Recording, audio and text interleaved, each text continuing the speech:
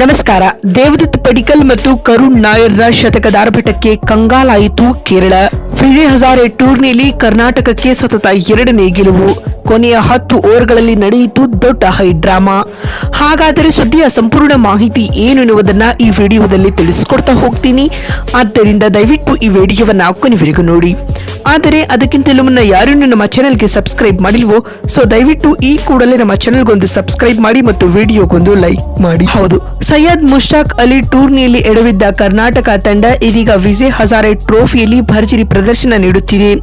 ತನ್ನ ಮೊದಲ ಪಂದ್ಯದಲ್ಲಿ ಬಲಿಷ್ಠ ಜಾರ್ಖಂಡ್ ನೀಡಿದ್ದ 412 ರನ್ಗಳ ದಾಖಲೆಯ ಗುರಿಯನ್ನ ಚೇಸ್ ಮಾಡಿ ಗೆದ್ದಿದ್ದ ಕರ್ನಾಟಕ ಇದೀಗ ತನ್ನ 2ನೇ ಪಂದ್ಯದಲ್ಲಿ ಕೇರಳ ವಿರುದ್ಧ 8 ವಿಕೆಟ್ಗಳ ಸುಲಭ ಗೆಲುವು ದಾಖಲಿಸಿಕೊಂಡಿದೆ ಸ್ನೇಹಿತರೆ. ಈ ಮೂಲಕವಾಗಿ ಟೂರ್ನಿಯಲ್ಲಿ ಸತತ 2ನೇ ಗೆಲುವು ದಾಖಲಿಸಿದೆ ಸ್ನೇಹಿತರೆ.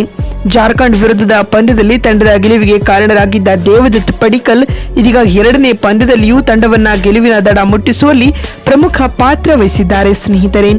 ಈ ಪಂದ್ಯದಲ್ಲಿ ಮೊದಲು ಬ್ಯಾಟ್ ಮಾಡಿದ ಕೇರಳ 284 ರನ್ ಕಲೆ ಹಾಕಿತು. ಈ ಗುರಿಯನ್ನ ಬೆನ್ನಟ್ಟಿದಂತಹ ಕರ್ನಾಟಕ ಕೇವಲ 2 ವಿಕೆಟ್ಗಳನ್ನ ಕಳೆದುಕೊಂಡು ಇನ್ನು 10 ಎಸೆತಗಳು ಬಾಕಿ ಇರುವಂತೆ ಜಯ ದಾಖಲಿಸಿತು. ಕರ್ನಾಟಕ ತಂಡದ ಪರ ಮಿಂಚಿದ ದೇವದತ್ ಪಡಿಕ್ಕಲ್ 124 ರನ್ಗಳ ಅದ್ಭುತ ಇನ್ನಿಂಗ್ಸ್ ಆಡಿದರೆ ಕರುಣ್ ನಾಯರ್ ಕೂಡ ಅಜೇಯ 130 ರನ್ ಬಾರಿಸಿ ಗೆಲುವಿನಲ್ಲಿ ಪಾತ್ರ ವಹಿಸಿದರು. ಮೊದಲ ಪಂದ್ಯದಂತೆ ಈ ಪಂದ್ಯದಲ್ಲಿಯೂ ಟಾಸ್ ಗೆದ್ದ ಕರ್ನಾಟಕ ಮೊದಲು ಬೌಲಿಂಗ್ ಆಯ್ದುಕೊಂಡಿತ್ತು. ಮೊದಲ ಪಂದ್ಯದಲ್ಲಿ ಸರಾಗವಾಗಿ ರನ್ ಬಿಟ್ಟುಕೊಟ್ಟು ದುಬಾರಿಯಾಗಿದ್ದ ಕರ್ನಾಟಕದ ಬೌಲರ್ಗಳು ಈ ಪಂದ್ಯದಲ್ಲಿ ಕೇರಳದ ಬ್ಯಾಟಿಂಗ್ ವಿಭಾಗವನ್ನ ಕಟ್ಟಿ ಹಾಕಿದರು. ಹೀಗಾಗಿ ತಂಡದ 4 ಬ್ಯಾಟ್ಸ್ಮನ್ಗಳಿಗೆ ಬಿಗ್ ಇನ್ನಿಂಗ್ಸ್ ಕಟ್ಟಲು ಸಾಧ್ಯವಾಗಲಿಲ್ಲ. ಆದಾಗ್ಯೂ 5ನೇ ಕ್ರಮಾಂಕದಲ್ಲಿ ಬಂದ ಅನುಭವಿ ಬ್ಯಾಟ್ಸ್ಮನ್ ಬಾಬಾ ಪಪರಾಜಿತ್ ರವರು 71 ರನ್ಗಳ ಇನ್ನಿಂಗ್ಸ್ ಆಡಿದರೆ wicket keeper come batsman Azharuddin ರವರು 84 ರನ್ಗಳನ್ನ ಬಾರಿಸಿ ಹೈಯೆಸ್ಟ್ ಸ್ಕೋರರ್ ಎನಿಸಿಕೊಂಡರು ಸ್ನೇಹಿತರೆ. ಇನ್ನು ಇತ್ತ ಕರ್ನಾಟಕ ತಂಡದ ಪರ ಮಿಂಚಿದ ಅಭಿಲಾಷ್ ಶೆಟ್ಟಿ 3 ವಿಕೆಟ್, ಶ್ರೇಯಸ್ ಗೋಪಾಲ್ 2 ವಿಕೆಟ್ ಪಡೆದುಕೊಂಡರು.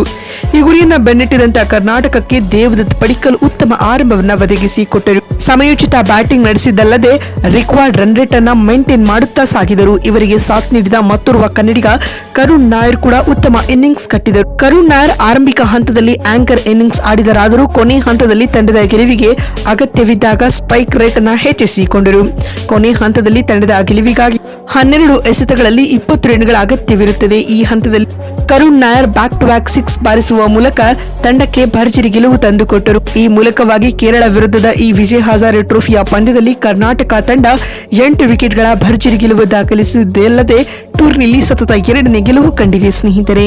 ಬಂಧುಗಳೇ, ದೇವದತ್ ಪಡಿಕ್ಕಲ್ ಹಾಗೂ ಕರುಣ್ ನಾಯರ್ ಅವರ ಈ ವಿಸ್ಫೋಟಕ ಆಟದ ಕುರಿತು ನಿಮಗಿರುವ ಅನಿಸಿಕೆಗಳನ್ನ ಕಮೆಂಟ್ ಮಾಡಿ. ಮತ್ತೊಂದು ವಿಡಿಯೋದಲ್ಲಿ ಸಿಗ್ತೀನಿ. ಅಲ್ಲಿವರೆಗೂ ನಮಸ್ಕಾರ, ಧನ್ಯವಾದಗಳು.